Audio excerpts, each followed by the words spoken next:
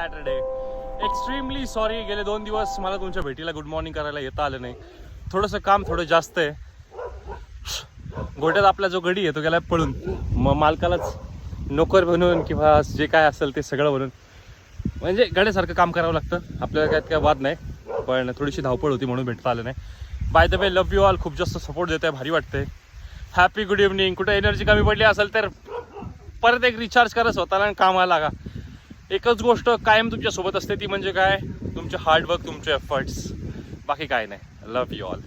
By the way, बरोबर 9, 8:30 ते 9च्या मध्ये यूट्यूबला व्लॉग टाकेल. व्लॉग एन्जॉय करा. इथं जसं प्रेम देतात तसं तिथेही द्या.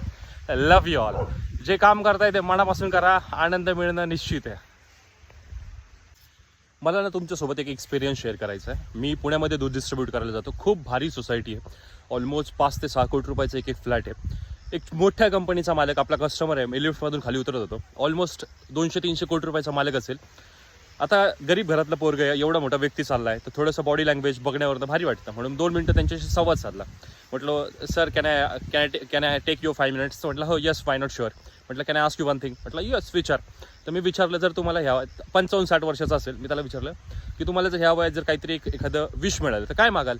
तर त्यांनी मला हसत माझ्याकडे बघितलं. मला वाटले तुझ्याकडे जी गोष्ट आहे ना ती मला हवी आहे. मला नाही कळालं 2 मिनिटासाठी. मी स्वतःला वर खाली बघितलं, असं काय आपल्यात नाही. म्हटलं थोडासा लुक बॉडी आहे तर ठीक आहे. मग ते खाली उतरले, ते त्यांच्या गाडीतनं चालले होते. मी असंच एक्साइटमेंटमध्ये क्युरियोसाइड होऊन विचारायला गेलो जवळ.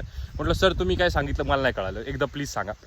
त्यांनी माझ्याकडे बघितलं. अरे बैला, म्हटले तुझ्याकडे जो वेळ आहे ना, तुझ्याकडे आता जे वय, तो आता जो यंग असता, मला आयुष्यातला माझा सगळा पैसा देऊन जर हे परत मिळत असेल ना, मी नक्की घेईल.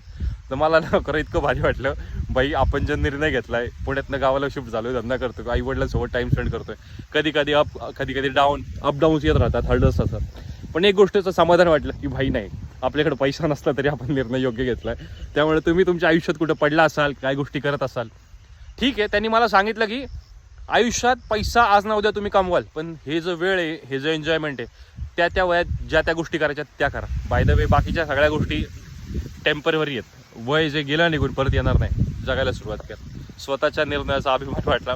म्हटलं पावला बाबा, माऊली कुठेतरी पावला.